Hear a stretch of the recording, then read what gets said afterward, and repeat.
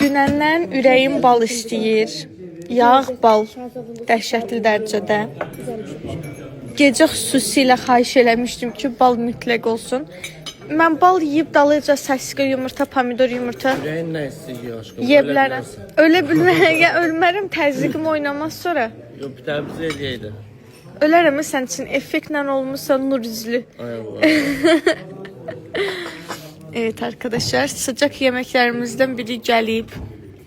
Digəri də indi gələcəkdir. Sasiska yumurta gizlədiblər orada ki, biz əl vurmayaq. Bu səhər durandan 60 manat 2 bal cərməsi var. Radarıma düşüb. Səndə birbaşa 60 manat 3 baldır. Sən pis radara düşmüsən. Gecə mən bunları yatmağa göndərim. Uşaqların ağlına girirmiş ki, telefona baxın. Rabiyə deyib ki, sən atadan ofisdən icazə almamış bizi niyə yoldan çıxardısan?